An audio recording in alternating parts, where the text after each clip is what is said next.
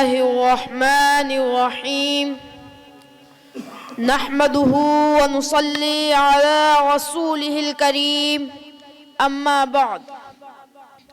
حضرت صدر محترم، میرے مشفق اساتذہ کرام، معزز مہمانان عظام اور حکم مستحکم اور گلشن مدنی کے نوش گفتہ پھولو، آج میری تقریر کا موضوع سخن ہندوستان میں مسلمانوں کے حالات ہے. موضوع طویل اور دل دہلانے والا ہے.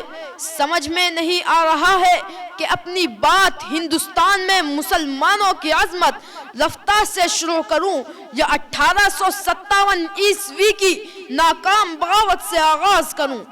ایک طرف ہندوستانی مسلمانوں کا تابناک و شاندار ماضی ہے تو دوسری طرف تاریک و المناک حال اور غیر واضح مستقبل ہے.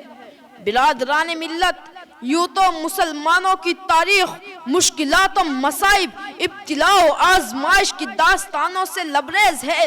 مسلمانوں کے خلاف ہر دور ہر زمانے میں مخالفت و معاندت کی آندھیاں چلی، ظلم و ستم کے طوفان آئے، فتنہ و فساد کا سیلاب آیا، مگر اس حق پرست جاباز قوم نے ان سب کا رخ ہمیشہ دشمنوں کی طرف موڑ دیا. بہت خوب.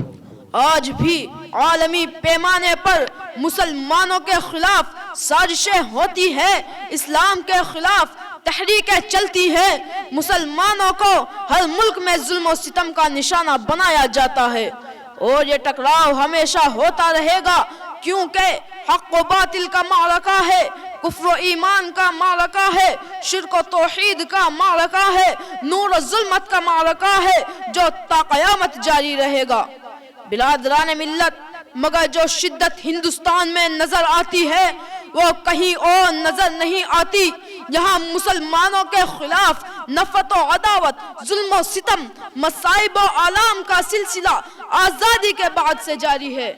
جن مسلمانوں نے تحریک آزادی میں اپنے لہو سے مادر وطن کی پیاس بجھائی، جیل کی تاریک کوٹھریوں اور پھانسی کے تختوں پر آزادی کا نعرہ بلند کیا تھا، اپنی 700 سالہ تاریخ میں ہندوستان کو دولت و ثروت سے مالا مال کر دیا تھا، ہندوستان کو سونے کی چڑیا بنا دیا تھا، ہندوستان میں اتحاد و اتفاق کا چمن لگایا تھا، ہندو مسلم ایکتا کا چراغ روشن کیا تھا، انہیں کو آج دیش کا غدار کہا جاتا ہے، دیش کا دشمن کہا جاتا ہے. ان کو فسادات کی آگ میں جھونکا جاتا ہے، ان کے پاکیزہ لہو سے فرقہ پرستی کے عفریت کی پیاس بجھائی جاتی ہے. بہت خوب. جب وقت پڑا تھا گلشن پر مجھ سے ہی لہو کا دان لیا، جب وقت پڑا تھا گلشن پر مجھ سے ہی لہو کا دان لیا، اور میرے ہی لہو کی چھینٹوں سے ہولی بھی منائی لوگوں نے.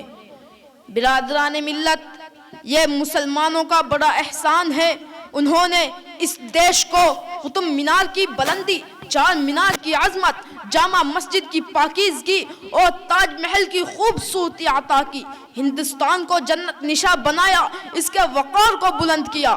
مگر آج اس کا ثمرہ کیا مل رہا ہے؟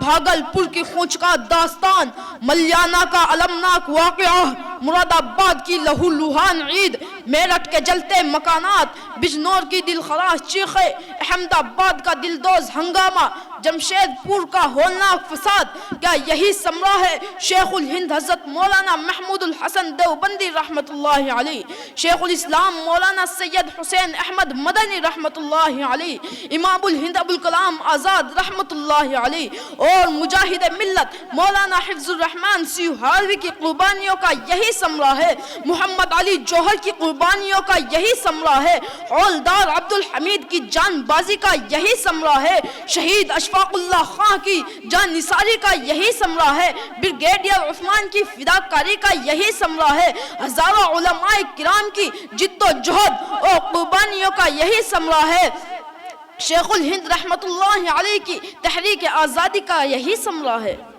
قربانیوں میں ہم ہیں تو راحت میں کوئی اور، قربانیوں میں ہم ہیں تو راحت میں کوئی اور، انصاف ہو رہا ہے اہل وطن کے ساتھ.